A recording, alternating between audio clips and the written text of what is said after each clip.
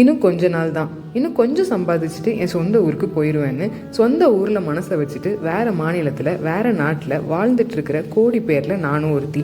எனக்காக நமக்காக திரு பவா செல்லத்துறை அவர்கள் இந்த புத்தகத்தில் ஒரு கட்டுரை எழுதியிருக்காரு. சொல்வழி பயணம். ஒரு முறை யூரோப்புக்கு பயணம் பண்ணுறாரு. அப்போ அவரை பாரிஸ் விமான நிலையத்தில் அகரன் அப்படிங்கிற ஒரு இலங்கை தமிழர் தன்னோட குடும்பத்தோடு வந்து ரொம்ப பிரியமாக அழைச்சிட்டு போவார். அகரன் தன்னோட கதையை சொல்கிறாரு. இலங்கையில் யாழ்ப்பாணம் பல்கலைக்கழகத்தில் அறிவியல் 2ஆம் ஆண்டு படிச்சுட்டு இருக்கும்போது அங்கே நடந்த ஒரு துப்பாக்கி சூட்டில் நிறைய பேர் காயமடைகிறாங்க. அந்த டைமில் மாணவர்கள் நடத்தின ஒரு கூட்டத்தில் அகரன் ஒரு 5 நிமிஷம் பேசுவார். அது பலரோட கவனத்தை அவர் பக்கம் திருப்புது. புலிகள் இயக்கத்திலிருந்து வந்து நீ எங்கள் கூடயே இரு, இல்லைனா எப்படியும் இலங்கை இராணுவம் உன்னை சுட்டு கொன்றோன்னு சொல்கிறாங்க. ஒரு தடவை அம்மாவை மட்டும் பார்த்துட்டு வந்துடுறேன் அப்படின்னு 3 நாள் அவகாசம் வாங்கிட்டு வராரு.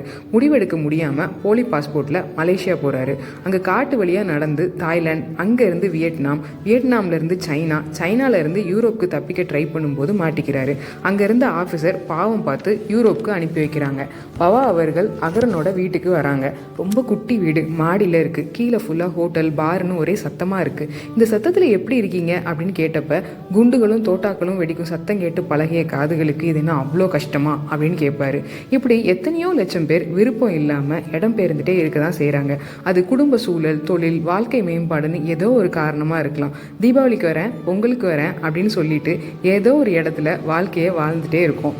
தன்னோட சொந்த நிலத்தை வாழணும், சொந்த காற்றை சுவாசிக்கணும்னு எல்லா மனுஷனுக்கும் ஆசை இருக்குது. அப்போல்லாம் யாவரும் கேளீர் அப்படிங்கிற வார்த்தை தான் நமக்கு ஆறுதலாக இருக்குன்னு நினைக்கிறேன்.